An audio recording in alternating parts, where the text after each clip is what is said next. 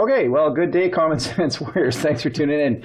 This is take 2, but the first take you're not ever going to see. It's better that way. It's better that way, trust me. It's just bad. So, anyways, our guest today is Scott Glover with Remax Treeland Realty. Scott, thanks for coming on the show. Thanks for having me. All right, Pleasure. Scotty. Scott is Scotty Too Hottie, as I call him. Not the first time. No, and I'm going to keep calling you that. Now it's on camera. That was high school. Were they calling you that in high school? Oh, yeah. Really? High school. Scotty Too Hottie. Scotty Too Hottie. Nice. Yeah. The nice wrestling reference. Yes. Obscure wrestling references 101. Yes. We'll have a few more than Big Papa Pump and all that stuff. Anyway, Scott, thanks for coming in. Thank you. Let's kind of dive in a little bit. How the heck did you become a realtor? And you can't answer because I want to make a bunch of money, because that's not how it's working anymore. So that's used to be you'd be a realtor and you just sign up and like, where do I sell, and everybody's buy. And now you have to actually sell stuff because nobody's buying anymore. Yes. So how did you become a realtor? What were you doing before that? Like, give us a little bit about yourself. Absolutely. Well, what I did before. So I was, I'll go back a little as we referenced to high school. I'll just start with that just because when I went to finish high school. Last year? Yeah, 2 years. Yeah. No, good old 1998. That was kindergarten. 1998? 98 I graduated, yeah. So that was a great year. And I absolutely hated school, but I was really good at it. So when I vowed to myself, I will never do any educating after high school. I'm going to go to the workforce and work and get away from school. And how'd that work out for you? Yeah, exactly. I'm like one of the most educated people in my whole family, so it's hilarious. So yeah, I worked for 4 years, hard labor, realized that, you know what, this sucks. Yeah. I'm going to kill I almost died. A piece of glass building greenhouses fell, and my neck was littered like over the edge, and I pulled up, and 2 seconds later, shoo, like a guillotine.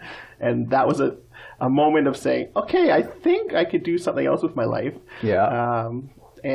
So therefore I quit. That was your aha moment when you saw your light flash before your eyes, and it was literally like putting greenhouses together for 4 years. And yes.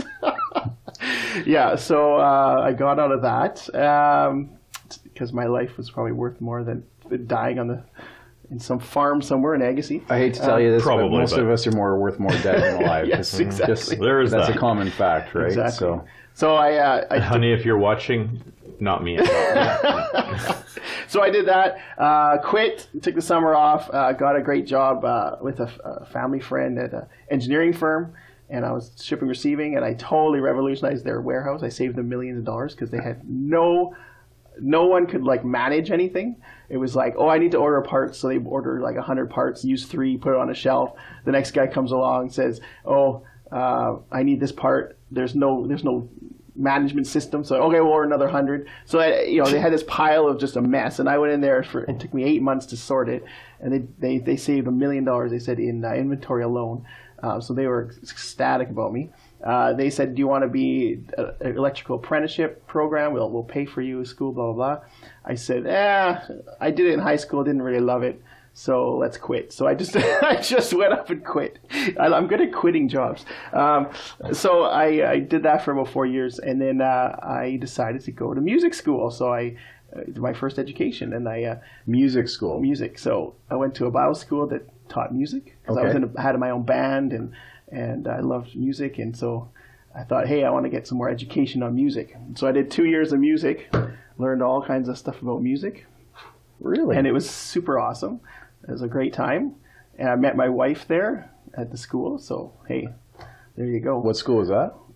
Called Christ for the Nations. Okay. It's no longer, I don't think, here in BC, but in Clayton area. Mm-hmm. So, yeah, so that was fun. Learned music. And then at the time I was volunteering at a church in Vancouver, so with the youth work. And that leader quit. And I was the only one around, so they said, do you want to do this? So I said, sure. So I just basically took over and was running a youth program for 9 years in Vancouver after I got married. And then my wife literally looked at me as time went and said, you can't be cleaning toilets. You got to do more with your life. Because I would do everything. I'd fix stuff. I'd help the youth. I would do music stuff. I would, whatever. Just anything goes. And I knew I had some brains. So So she said, if you don't go to get your business degree, I'm going to leave and go back to Mexico. So I decided, hey, I'd rather. And she was married to you? I was married at the time, yeah. And she said, if you don't go, I'm going to, yes. I guess you're moving I don't to know how Mexico? serious she was, but I was like, hey, honey, go back to school or you're moving to Mexico. I didn't want to risk of that. So I jumped in, went to, where's it? Capilano. Yeah. I went to Capilano, got my business degree, and I was 26 or 25 at the time, so I didn't want to take my 4 years and blah, blah, blah, find myself, quote unquote. So I just raced through it in 2 years and 10 months. Did all the programs, did summer, did night school, did everything as fast as I could to get that degree. Did it, got honors, and then so there's more education that I never do. Yeah, you kind of shot yourself in the foot there. Yes, exactly. And way to stand up for your resolve. Way to stand up, yeah. And then I jumped into self-employment I jumped into wanting to work as self-employment. Went to a family function, ran into my cousin who ran a business in Langley, and he said, hey, you want to work for sales for a short term just to learn the ropes? I said, hey, that's actually a great idea, that I don't have to risk a ton of money trying to do my own thing, and I'm going to learn what he does and take the good and the bad and go from there. So I worked there and managed in sales and for 4 years in a pressure washing and chemical manufacturer locally here. Okay. And I grew some things, learned a ton, and then realized it was funny because, again, me and my quitting, the company at the time was going through a little bit of a rough spell, and they had a meeting with the two owners and myself and said, okay, I want you to go home and decide if you were the owner of this company, what would you do to fix this issue that we're having? We're not having enough sales, and we're having too much, just problems with money and stuff, right? So I said, okay, went home, realized that I'm way overqualified to do a sales job with a bachelor's business degree in the field that I was in, getting $60K a year. So I said, I can make more than this. Like if I put my mind to it, I can do better. Nothing wrong with that. It's just for what I feel that I could do. $60,000 a year is good money. Really. It is, but for what I felt that I could give in this life. So you had delusions of grandeur then? Is that what I don't know. I just felt I felt that I always worked, like I always growing up, like my family, uncles, parents always work hard, like the hardest working people ever. And I just felt that I put in so many hours because it was salary. All my jobs pretty much were salary.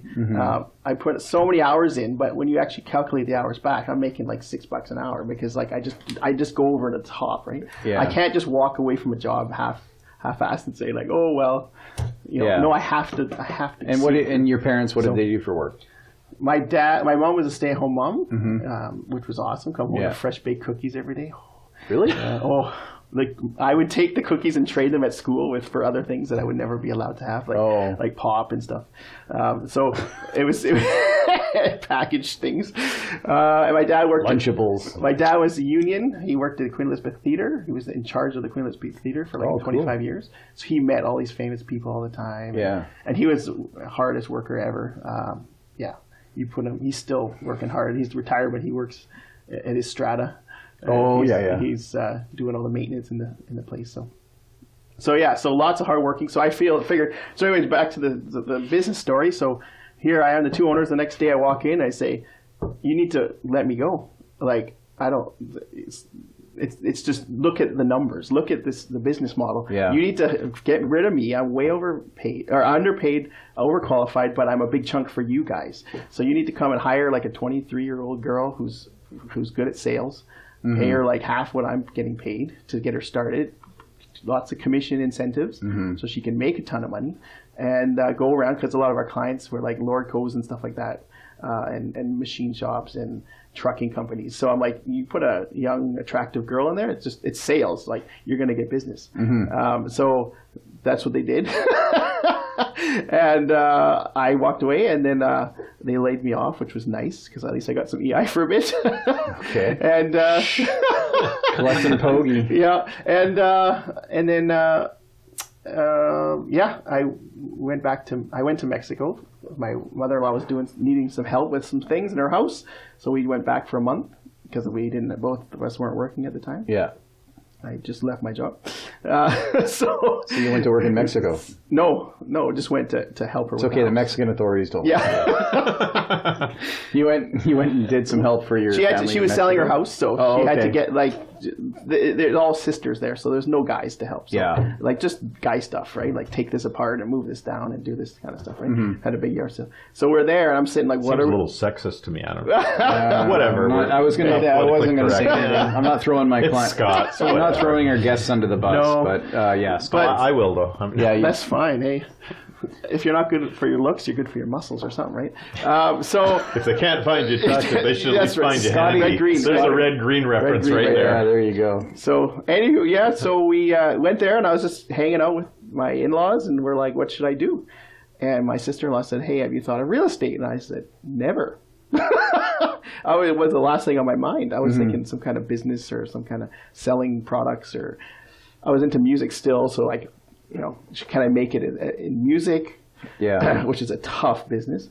So I thought that's a big risk. I don't know if I can. Yeah, and I had a daughter. Many people make it in music. It's like hockey, like the minute amount of people who make it in hockey or sports, regardless. So I said I need something that's more concrete and but lets me grow. So she said real estate. So I said okay. So I came back to Canada after that trip and researched it, talked to some realtors that I kind of knew, had interviewed them, and they all said, it's hard work. You need lots of cash going in, or else you're going to fail pretty bad. But it can be rewarding, and the thing I loved about it is that it rewards you based on your performance. And so for me, I was salary. I always felt I was underpaid for my performance, and I wanted to test that theory because I want to see, can I actually make more than what I'm currently getting? And if not, I'll just go back to a salary job because it's safe, not a problem, and just enjoy life. Yeah. But I wanted to see, can I push the envelope, and can I be worth more based on my work ethic alone? Forget about everything else. That just felt undervalued in how hard I worked. So did the test, signed up, did the course, and I had no understanding of the market. So people that were saying, oh, you just came in because I came in just before the market went nuts. But they say, oh, you just came in because of the hot market. I'm like, honestly, I was ignorant of the market. I was just totally ignorant. Yeah. The only experience I had was I bought my first place in 2011, and I got my license in 2015. So, that was the only experience I had, was bought a place. I mean, the market was not... 2015 was just... Well, in 2014, I signed up for my courses. So it was pretty... 2014 was dead. Yeah. There was not a lot going on in 2014. Because I think I sold a house in 2014. And it was, I got under... It was on the market for a while, and it got under asking, and there was all this, it was normal market conditions. Yeah, we bought in 2014. Yeah, so it was, halfway through 2014, and we got a good deal on our house. So you knew that it was going to go crazy, or you just? Oh yeah. No, not at all. It was just something I was more looking at myself and saying, how can I? So work you hard? left. Well, you didn't. You went into a commission sales role with a kid at home. One kid, yeah. And so and your wife didn't work. She was just before. The blessing, just before, when I quit my job and we went to Mexico, we weren't working. None of us. Yeah. And she had just had the baby. I'm trying to remember the timeline. No, sorry. We had the baby. She was just pregnant. Oh, okay. With number 2. With number 2? Yeah. So we were like... even better. Yeah. We're like, what do we do? We had a little bit of savings at the time. And I'm like, okay, how long can we go with this? When we were in Mexico, my wife got an email from her ex-boss saying hey, there's someone's going on mat leave. Can you step in for the summer? I'm like, yes, take it. And so when we got back, she went to work, and I got to hang out with my 2-year-old daughter for the whole summer, which was fantastic. Just studied at night for the course and hung out with her. It was great times. Got to bond with her that way. And then because my wife's ex-boss loved her so much, she kept her on until she had the baby. So she got to have another mat leave, which was fabulous. So when I started in real estate, we had mat leave. Oh, that helps. Coming in, at least to pay the bills and feed us. Yeah. And then I had my son as soon as I started, so we had 2 kids, and then started real estate, and it was timing was impeccable. So by the time she finished her mat leave, then I was starting to get some deals in. And okay, so you're starting to get paid. So how long did it take you to really get things rolling in the real estate market? Well, the good thing, it took about 4 or 5 months. The good thing is my parents were waiting to sell their big house until I got my license, so that was a good Kickstarter. A big house in Burnaby. So that was my first deal, and it had multiple offers at the time. So it was starting to, and they got full price, and they were happy, and subject free and all that fun stuff. So it started off on a bang, in that sense, and then I just had to work it throughout that year, and at least that carried me through the bit.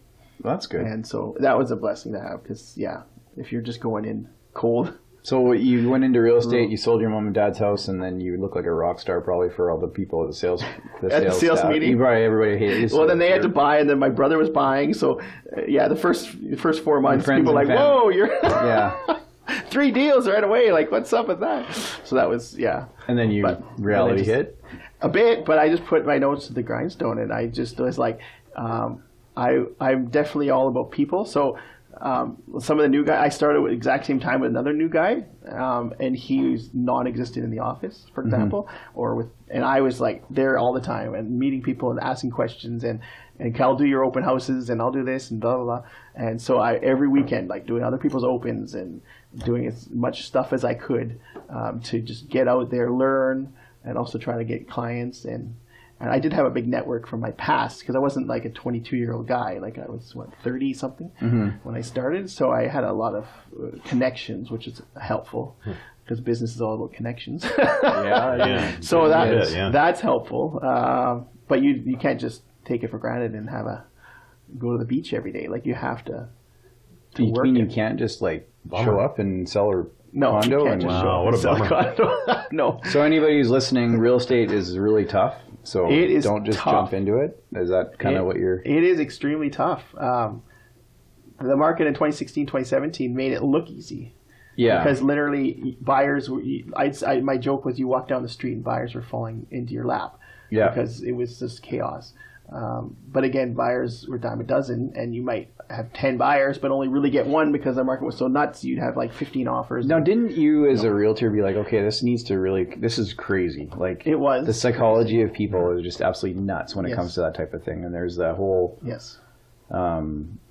continuum of people's behaviors and buying behaviors and stuff like that. And everybody thinks they're already, by the time that time happens, usually they're already too late for the show. Like the real money's already been kind of made, right? Yeah.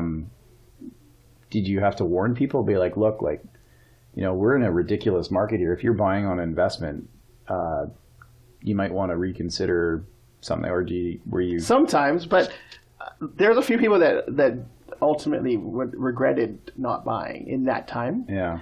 Even now, if you look back, they're still ahead. Because in my experience, everyone as a real estate purchaser thinks they're an investor. Mm-hmm. And I think 99% of them are not investors. They have to live in a place. They don't have another place to live. Yeah. So it's either you're renting a place or you're buying a place. Right. And that's your sole. So in reality, who cares what the price is at the moment? Can you afford it? Do you have a good job that you trust that you'll have for the next 5 years or more? Yeah. And is it close to your work or whatever you need, or good for your kids? You're not an investor. You're buying one property. If you're an investor, like you have 7 properties and you're like, when's a good time to buy? To me, that's a totally different ballgame. So in that craze, there was about 3-4 buyers I was working with that we were like literally this close to getting something. It was up to them to make the final decision, and they chickened out thinking, oh, the market's going to crash. Mm-hmm. Well, looking back, all those deals for those products were like 20% less than what you are now. So they would be 20% ahead. Even in this current market, which is on a little bit of a down, they'd still be ahead. Plus, they were in situations where they had to live somewhere. So it was like they were renting in a bad place, or they're moving from out of town, or different things that you're like, give your head a shake. I know it's crazy, and I know it doesn't make sense. Like I had one client who literally at a pre-sale, it was lined up. We showed up and lined like 100+ people lined up at the door to get the pre-sale, and he literally started just swearing at people like, like, you guys are nuts! What are you doing? This is a house. Why are you lined up for like sleeping after a day? Like he lost it, and fair enough. I understand that. Yeah. That sentiment. But a lot of those were investor people who were wanting to flip stuff, not people like him looking for a place to live. And that's a good point. That kind of is a good segue into like there are people that were investing that are sitting on properties and nobody's able to live in them, which created a housing shortage, which created a part of the problem as well. Yes. And we were allowing people to just buy whatever the heck they wanted to, and then so the government stepped in. The government changed over from the provincial Liberals to the NDP. provincial NDP/Green, and then they did the Greens and the NDP roll out the speculation tax or the foreign buyers tax, or did the Liberals do this? Good question. I don't remember. Think it was Liberals. The foreign buyers tax. I think the foreign buyers. And so the foreign buyers tax was the first one that they did. Yes, that was the first step to try and so that is somebody who's not a permanent resident or Canadian citizen. That if they buy real estate, they have to pay what is the tax rate? It's 15. I think it's up to 20% now. 20% flat tax. Flat on the sale. On top of the property transfer tax. On top of so this is on the it's not an ongoing tax then, so it's basically one time buy. So if it's 500,000, then you got to pay what is that? 200,000. $200,000 tax on top of a 500,000. Well, I could pretty much eliminate. No, that would be a 100,000. Is it one? Sorry. Yeah, 100,000. Unless math has changed. Sorry, Hey, it is changing. Sorry, it is changing. The money guy shouldn't you have caught that right away? I didn't. I was like, that didn't make right. I kind of was like, what the heck? Sorry, it's early. Yeah. We're talking about Canadian dollars. Yes. So $25 American. Yeah, exactly. Yeah. No, 100 grand. So yeah, you just throw on 100 grand. And that's across the entire province? No, or is that it's just in Vancouver? sections. It's Vancouver, Langley. So it goes out to Langley. So the big GVRD, metropolitan areas. What about Victoria? I believe it's Victoria, and then Kelowna is another area. Okay. And so what they did was they just slapped on a flat tax on people. Yep. And I'm sure there's ways around that. So that was one step. Yeah, and well, number of companies, for one. Number of companies, If you're a number company that's Canadian, then you can buy without that. Okay, there's a loophole then. Yeah, look at that. Loophole. Yeah. There's always loopholes. Always loopholes. Okay, so then that didn't work. So then what did they do? They're like, oh crap, this isn't working. All the foreign buyers have figured out how to outsmart us. Yeah, they're not stupid. Oh my gosh. So no, I know. So the foreign buyers. Well, I think the biggest thing is the stress test, really, and that's federally. That's federal stress test because people were getting too far into the. Yeah, and I don't think it's necessarily a bad idea. Yeah. Because you're helping. The thing is, most people can't handle money. No. Yeah, exactly. So, like, that's you're trying to save people from themselves. Yeah. And that was another argument I had with people versus renting and buying was like, fair enough, because the one person's like, well, I'm going to rent for less and save into an investments or make all this jazz, and that's legit. That's fine. And stats show that either you buy a house or you invest. At the end of the day, you could be pretty much the same, or one's depending how you do. You could be better or not. But I said the key problem is that people are horrible at saving. So if you don't have a mortgage to force you to pay money every month, then you're not forcing yourself, because it's like, oh, this month's tight. We're not going to put the $2,000 into our savings investments because, well, we want to go to Mexico or we want to do something. Well, no, if you had a mortgage, tough cookies, you got to pay it. Well, so you're forcing yourself. I do agree with that to a point, but also the people that do have mortgages or whatever, they were just spending it anyways. Oh no, yeah, just get more money from my house. Get more money from my house, like people ATM in my house, right? But you got to, well, that's the root problem is that money management is the root. Oh yeah, and that's why there's guys like me out there that try and help people control their money. And I always say, I can make things happen if there's cash flow, but if there's no cash flow, and that's what the big thing that I've noticed with people in Vancouver, anyways, or in the Fraser Valley, is that all their cash flow is going to real estate. It's all going to pay for their property and property taxes and everything else. So over 50-60% of income is going to. Yeah, I mean, so and then the other 40% is going to taxes. So exactly. Right. Well, I go to many homes for showings, and people are living on mattresses. Like, you go in there and there's like a table, chairs, and mattresses. There's not like... So they can't afford furniture. Can't afford anything. Yeah. And you're like, this is nuts. This shouldn't be... And that's... and you said, like, okay, so here's the thing. Like, people, you go into... And it's not an investment. It's a home. Like, people want to live in these homes. But so many people were settling for something because they just wanted to get into that. Right. And it's not their forever home. It's not going to be a perfect home. It doesn't have half the crap that they need in the house. Like... there's always these check marks things that they want to have in a home, like storage or whatever else. But in a market like that, you end up settling for something that doesn't actually work. Right. But the worst part was the people that were buying without inspections. Oh yeah, well, that's bad. And then when you're just out and about and you're listening to people and they're talking about, hey, I've got to sell my house right now because I don't want to fix any of that stuff. And you're like, Well, what's so you're intentionally going into this Yes. because you have a pile of junk and you want to get the maximum dollar, and now's the time. And what's the pull worst? trigger. What's the worst thing that can happen with that, right? Yeah, exactly. Nothing. Not disclosing all the cracks in your foundation that you know about. Yeah. Yeah, exactly. So you already know. Aren't you supposed to disclose that anyways? Yeah, if you know it. You are, yeah. But if you don't, Well, if you don't know, you don't know. You can't. But how do you prove that you didn't know? you know, there's no way to prove it, right? Well, it is buyer beware. But if there's a way of finding out, then you're on the hook. Yeah.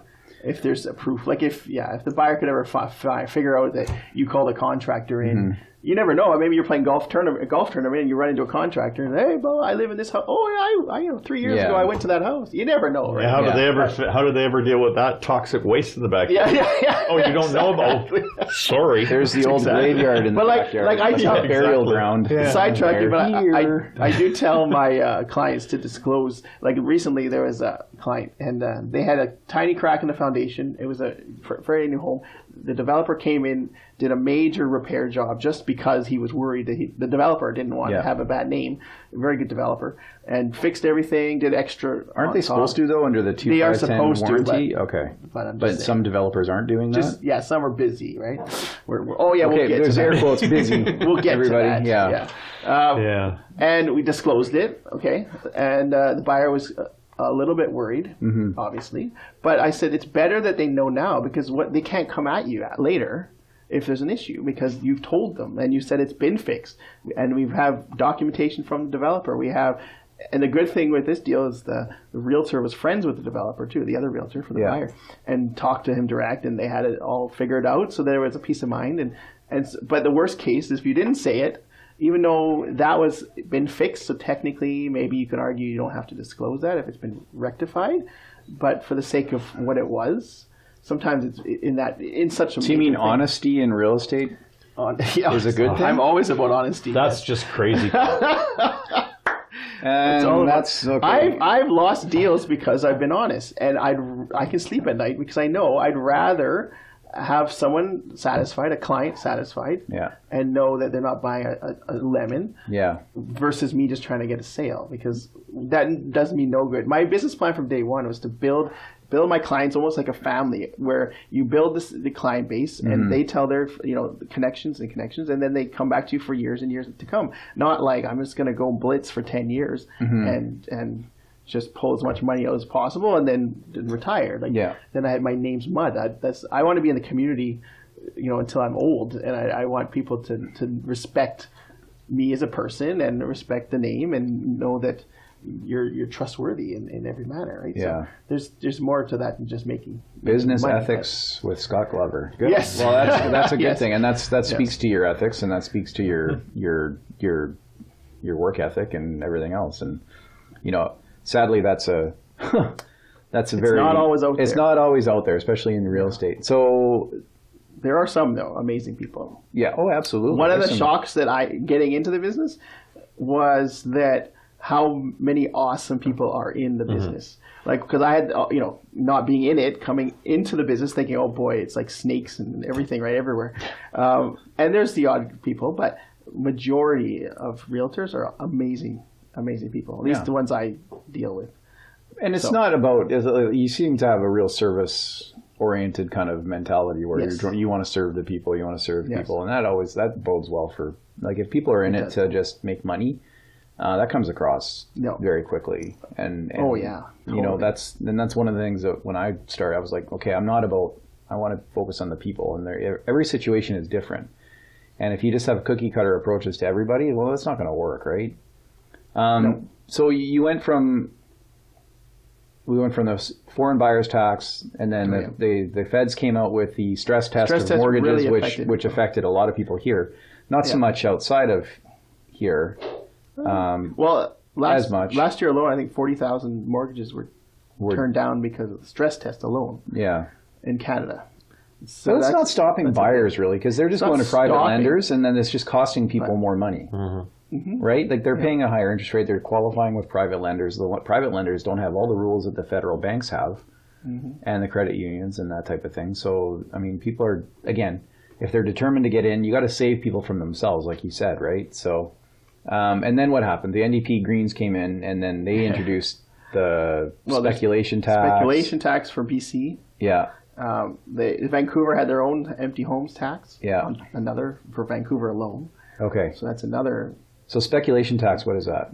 So if you own a property that you either don't rent it or you don't live in it, then you have to pay I think it's 1% or 1.5%. And that's across the province, or is that the province? Really? Okay. So not just the Vancouver area or whatever. No. Oh, okay. I thought it was just Vancouver. No. The Vancouver empty homes tax is Vancouver proper. And that's a provincial tax, though, isn't it? Or is that a municipal tax? Municipal. Oh, really? Okay. Interesting. Yeah. So the empty homes tax. Sorry. Yeah. Go ahead. No, I was saying speculation tax. There's so many exemptions, though. Okay. That I can't even. There's too many exemptions to name. Yeah. So the likelihood that you would pay is small. Okay. Unless you didn't submit your paperwork and you're within definitely if you're in a city. Yeah. For sure, and you're not renting your place or don't live in your place. Yeah. Or you haven't had a deceased or someone who's in hospital, like all these exemptions. Oh, okay. Then you would be on the hook for getting a bill. Interesting. All right. Well, and then you have to actually file that, though. Is that correct? Yes. Okay. Yeah. And then is there any other taxes in BC on real estate? Property transfer tax. Now, what is that? Because I hear people complaining about that all the time. I know. It's that was a short-term tax too, wasn't it? Every tax is supposed to be short. Like income tax is also short-term. World War II. Yeah, we've ended income tax, what, 40 years ago? 50 years ago? What? Wasn't that when it was supposed to end? What's that? Income tax? Yeah. No, it was supposed to end like 100 years ago. 100 years ago? It was temporary after World War I. Right, yeah. Yeah, that's true. Oh, right. Yeah, it was to pay for World War I. And then we ended up having the Great Depression, which just let's go spend more money. Yeah. And then we ended up with World War II, and then, It's more money. More money, more money, more money. That's the problem. It's never enough. No, it never is enough, is it? When the focus is on the money, there's never enough. Yeah. Property transfer tax. So the first $200,000 of the value of your purchase is taxed 1%. Okay. And then over that, up to $2 million, is 2%. And then it keeps going up. After that, it keeps increasing. That's a pretty big chunk of change. So it is. And the problem is when they rolled it out, most homes were like under 200 in the area. Yeah. So it was like, okay, it's a 1% tax, just a little one. Yeah. And they had to expand that. But the problem is they've expanded the amount. So, our homes are worth 2 million, 3 million, whatever. So instead of moving the bar to say like, okay, well now it's anything under $1 million is 1%. Yeah. They just put on higher tax, like a luxury tax almost. Oh, joy of joy. Yeah, so it's kind of, and then they're saying, well, as a first-time buyer, up to $500,000, you're exempt, your first purchase. So you don't pay that tax. Well, try to find a decent place for under 500 that you can fall into exemption. Yeah. It's probably a crack shack somewhere. Yeah, well... It's good for a single person or maybe a couple, but by the time some people are buying and been saving for a down payment, now they got kids and all this stuff, and so they need space, and so you're like trying to find a place under 500 for 2 kids and a family. Like that ain't happening. Yeah, no. Unless you're gonna squish into a 2-bedroom condo. Somewhere. And it wasn't that long ago that you could actually do that, but no, you could. Even when I started real estate, you can get townhomes for $400K ish. Well, and those are around. So here, is it because there's so much like work in the Greater Vancouver area that people are just bound and determined they want to live around here, or is it like to avoid commuting and stuff like that? Like, because I mean, if you really want to buy real estate in under $500,000, you have to be out in the valley. Yes. That way. Yeah. So you have to be further out, like Abbotsford, Chilliwack, even Hope, and there's people commuting from there to Vancouver every day. Are they saving any money in, like, they're spending more money in fuel and everything else, and quality of life, like you're spending. If you look at traffic jams, we have way more traffic jams nowadays than we did 10 years ago on the highway. It's doubled on the Highway 1, they said. Yeah. So there's no time of the day when you are absolutely sure and can be confident that you can make it up the valley at a normal time.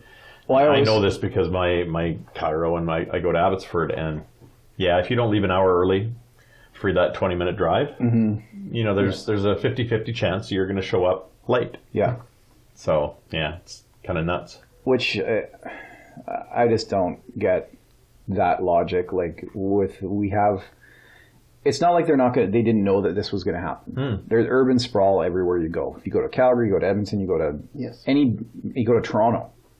Like Toronto is urban sprawl 101. Like that city is just like, and the traffic there is atrocious. And so if they were to think that that's not going to happen in Vancouver, they were delusional, and they should have done something to mitigate that. But is that even like the government that's delusional? Oh, right. Okay, all of them. Yeah, never mind. I mean, there's a few factors that I see. I mean, to really, what they really wanted to say when they say, oh, we want to, the bleeding heart saying, oh, it's too expensive here. Let's bring down pricing. Okay, well, the government is trying.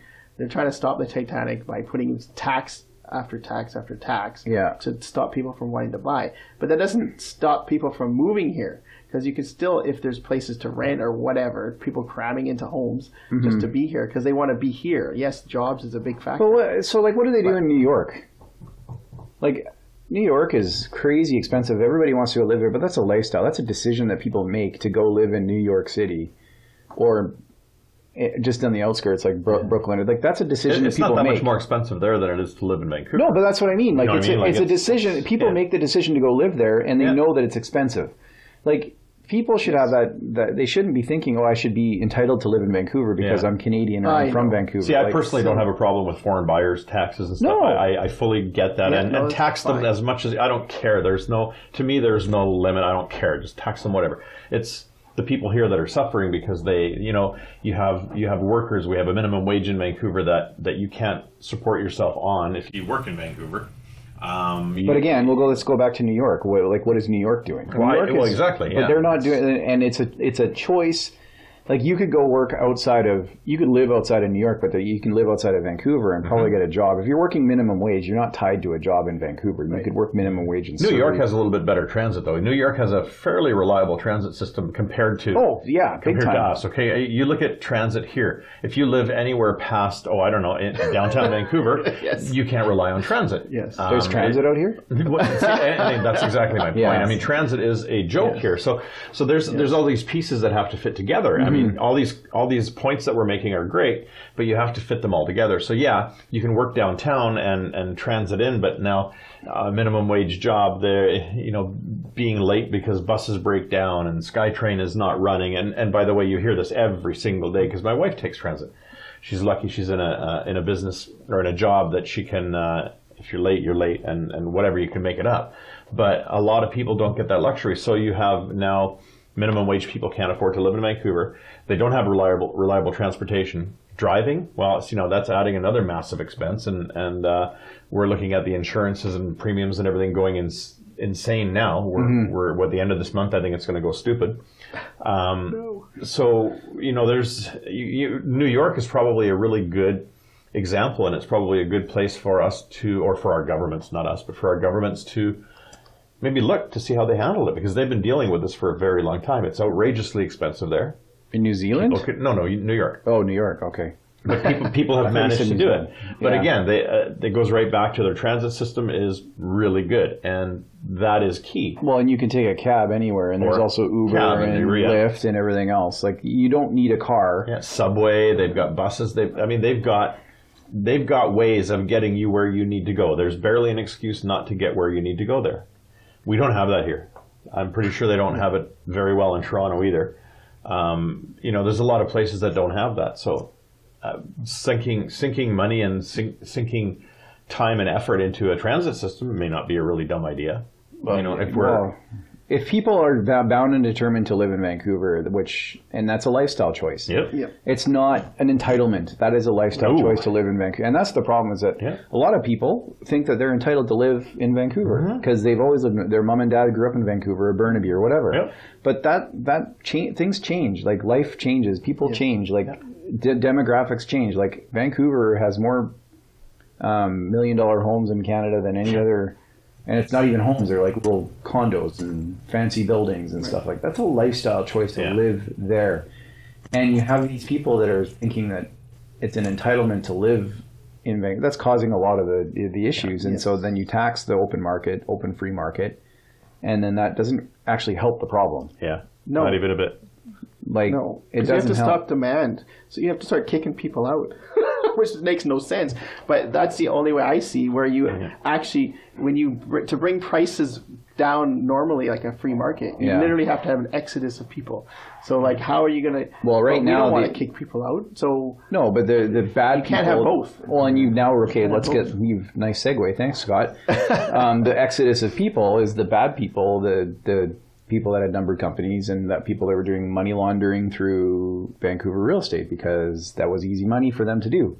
And then BC casinos and all that other stuff. Like these are all linked. Yeah. These are all linked together to the allowance of organized crime in Vancouver to do these things, and people that are now suffering because we allowed it to happen.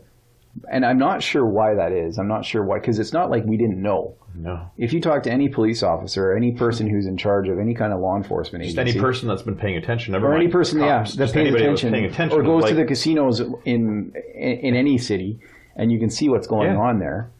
When you have normal people saying, why are they letting the casinos get away with this? And then you have our governments that are just doing nothing, and you're like, this doesn't make sense. And now they just tax, with the speculation tax and everything else, they're basically punishing everybody else and punishing people to have, if you have a vacation property, or if you have, like, if you have the ability to have a vacation property, you should be like, yeah, good job, way to go, not punished because. But on the flip side, I mean, crime. It has to come from somewhere. So, and there is no do-overs. We can't go back in time. There is no reverse button like we have on a computer. You can't go back in time. So yeah, people are going to get punished, and somehow it's going to happen. We talk about, or we have heard about, say, families that have had a house in Vancouver, and little granny mom and pop are still living in it, and the prices have gone crazy, and now they're like being taxed on what it's valued at right now, and oh my God, that's not fair. Well, it kind of is fair, and so defer your taxes, whatever. When you sell it, pay it. It's just the families that are greedy going, oh my God, if we defer the taxes and we sell it, we're not going to have that money, and that's my inheritance. I'm entitled to that inheritance. You know what? Not so much. It's happening, and if your value of your house, you have that equity in your house, suck it up, sunshine. Like, you know, if you don't have the cash to pay for it, great, defer it. That system's in place. Who cares? You will eventually, your kids are going to get their entitlement. They're going to get their inheritance. Maybe they're not going to get every penny because it's deferred, but whatever. Yeah, like somebody's got to pay. I mean, we've got ourselves in a position right now where we've screwed everything up. And by we, I mean, you know, our governments, what we've let our governments do, we've screwed it up. So, I think, we're going to have to pay. Somebody is. Who are we going to get to pay? Build a wall and get the Americans to pay? Yes. Probably not, you know. I mean, we'd like to keep those undesirables out too, but I'm pretty sure they won't pay for the wall either, right?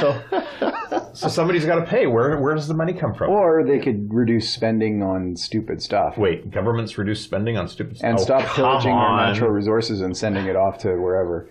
Like, maybe dump some of those golden parachute retirements. Maybe you know, be a little bit more reasonable in government.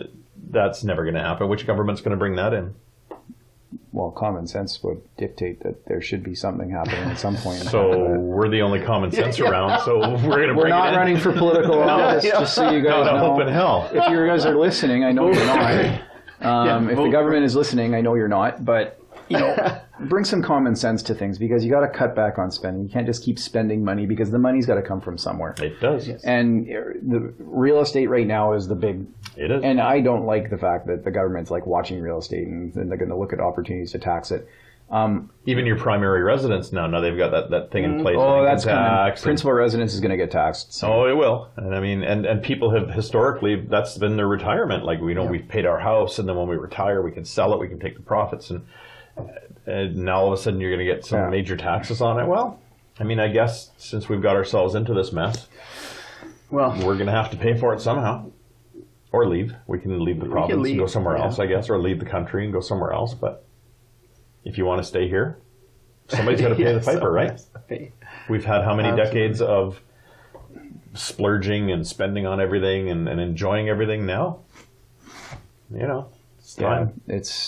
I don't know. I just think that I think it's atrocious what they're doing to, and I honestly, like, you know, everybody needs to buy a house, right? So you need to do, you need to live somewhere. So if you're going to buy a place and make sure that it's the right place for you. And if the market's not going to allow you to do that, well, then you might have to make a sacrifice. Yep. And that's the other thing that people aren't willing to make a sacrifice right now. Like, how many buyers do you know that are just absolutely unwilling to make any sacrifices at all?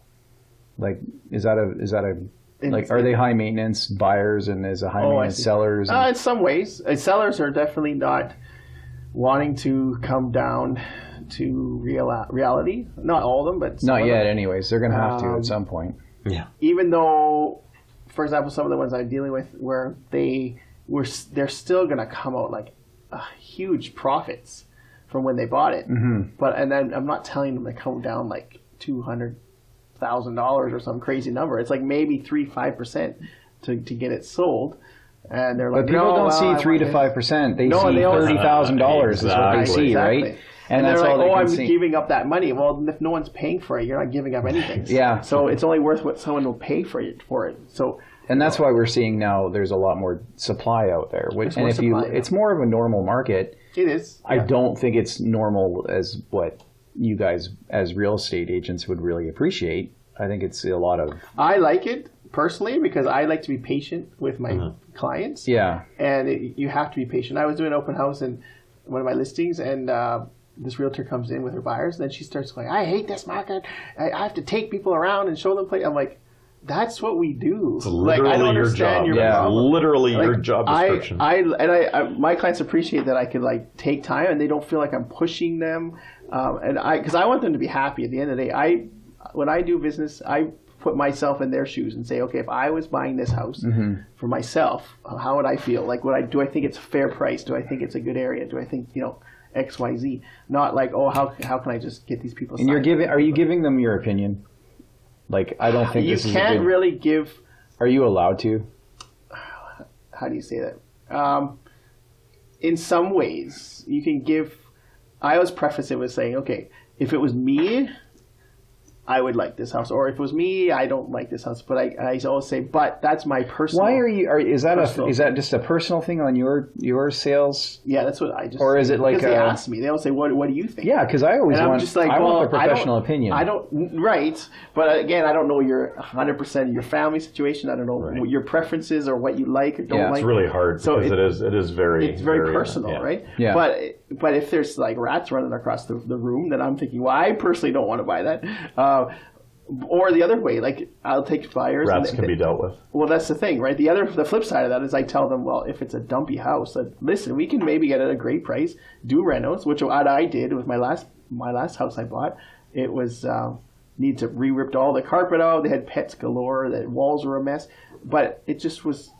You just rip it out, paint it, fix it, do this, do that, and now it's like a beautiful house. Yeah, we bought our house based on that. Yeah. And we got a great deal. We got it was probably about $50,000 off from what they had originally wanted for it because it had so many problems, and so it's an ongoing renovation. Whatever, you have to work. Yeah, you don't have time to do everything, but it's definitely what got us into the market. Anyway, we are getting about that time. Yeah, so I was just going to say that. Any closing? Well, we got I'm glad. Well, first of all, Scott, thanks for coming on.